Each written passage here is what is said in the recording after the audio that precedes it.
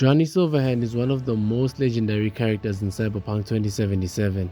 Everybody that has played the game knows who Johnny Silverhand is. The rocker boy stuck in a relic.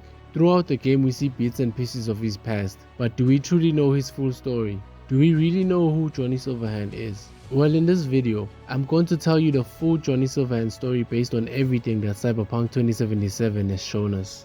The first time we see Johnny Silverhand in the game is when Dexter Deshawn shoots V in the head. V gets a flashback of Johnny's memories, where we see Johnny playing his soon-to-be last show before he quit his band Samurai. But that's not where his story begins. To find out where his story begins, you gotta go way back in August 4th, 2013.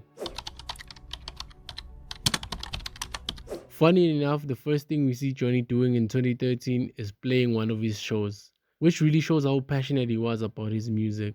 At the time, Johnny was a loose cannon and always getting into arguments with Carrie, another member of the band. In fact, in this specific scene we see Carrie arguing with Johnny because he had shot his gun into the air at the show, which Carrie found inappropriate. But honestly, knowing Johnny, I wouldn't put it past him to do that. Around this time Johnny was dating Alt Cunningham. Now if you don't know who Alt Cunningham is, she was the best netrunner in Night City. She was the one that developed the Soul Killer program for Arasaka, which was later used to turn Johnny's soul into the Relic.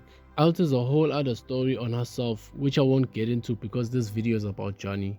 Going back to the story, Alt comes to the show to tell Johnny that their relationship is over. But before she does that, they share one last intimate moment together. Alt ends up ending the relationship and this brings up an argument between them. They argue for a while but eventually Alt just leaves. Johnny follows her outside where he tries to convince her to show up to his next show.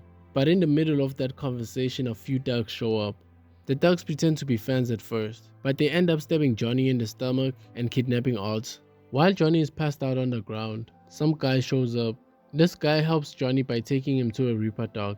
When Johnny wakes up at the Reaper dock, he finally gets information about the guy who saved them. The guy's name is Thompson, and he had been protecting Alt for a while now, which I think he did a bad job since she got kidnapped anyway.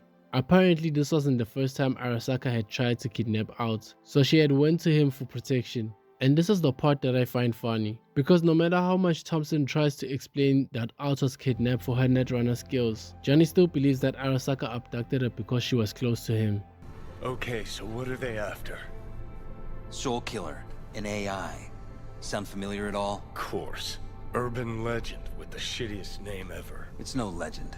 Soul Killer's real. And your Chumbas at Arasaka just hired the runner who wrote it. What a steaming load of shit. Let's go. Okay. What's your take then? I'm all ears.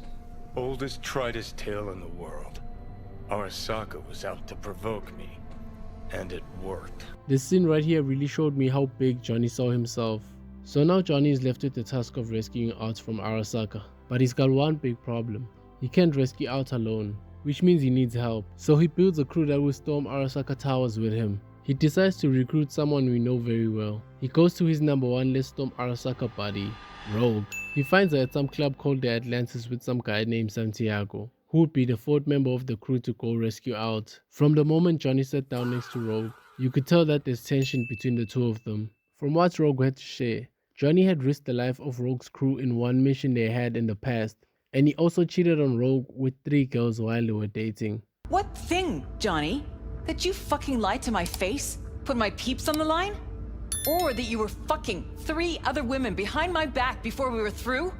I find it funny how Johnny thought hiring Rogue, the girl he cheated on, to rescue his current girlfriend, who he probably cheated on Rogue with, would be a great idea. But then again, this is Johnny Silverhand. Before they can finalize the details of the rescue mission, they get attacked by Arasaka agents. Now they have to fight their way out of the nightclub. Once they're outside, they split up. Johnny takes his car driven by Thompson, Rogue and Santiago take their bikes. They try to escape the Arasaka agents. Once they've lost the Arasaka agents, they meet up at some location and finalize the details of the rescue mission.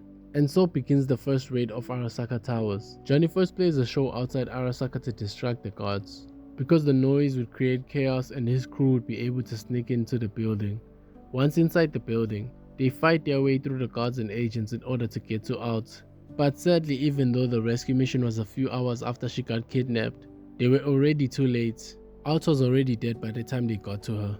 And I think this is the first time we see Johnny being so emotional, because he got angry at Thompson for recording Alt's dead body. So mad that he almost beat him to death.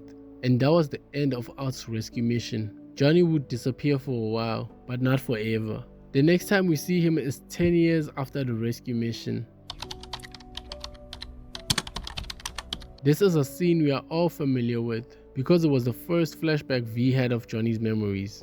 In this part of Johnny's life, he was playing his last show with his band Samurai before going out to do what he does best. After the show, Johnny had an argument with Carrie, who was begging him not to do what he was about to do, but there was no stopping Johnny at this point. He then met up with his Let's Storm Arasaka buddy, and you already know what's about to happen. They storm Arasaka to plant a bomb inside the tower. Well, that was the original plan. After they had planted the bomb, Johnny had his own personal mission. He wanted to plant a virus in the tower. Rogue told him that was his solo mission and he had only a few minutes to complete it. When he was done uploading the virus, he tried to leave the building, but he came across Adam Smasher. The man, the myth, the legend of Night City himself. This was a less crumbed up version of him. Johnny tried to run away and get on the helicopter that was waiting for him, but unfortunately he got left behind by the team. He was then captured by Arasaka and taken for questioning. While being questioned, Saburo Arasaka, the founder and owner of Arasaka, shows up. This part showed me how heartless Saburo was, because he used the very same program developed by Alt, Johnny's girlfriend that he kidnapped, on Johnny to trap his soul in the Relic, and that would be the last time the world would ever see the legendary rocker boy. Even though this seems like the end of the story of Johnny, it isn't. And I'm not talking about the fact that he lives in the Relic and he sometimes pops up in V's head to have conversations with V. I'm talking about when Johnny fully takes control of V's body and lives in it. After meeting up with Hanako at the Ambers, V is left with having to choose a way forward. Either he, 1. calls Hanako for help, 2. calls Panam for help, or 3. lets Johnny take over his body. If you pick the third option and let Johnny take control of V's body, he goes back to his Let's Storm Arasaka body to storm Arasaka for the third time. This time to get to the core where they can connect to Alt, who is now in the Arasaka network. I won't bore you with the full details of the mission, but at the end, Johnny is left with a choice to either remove V from his body and live on in it, or leave V in the body and get himself removed from it. V would end up dying because the body had now been conditioned for Johnny by the Relic. And if you choose to leave Johnny in the body, you get to see Johnny have a second chance in life. What his life was like after the third and hopefully last raid of Arasaka Towers. He started his new life living in an apartment next to a boy who wanted to be a musician.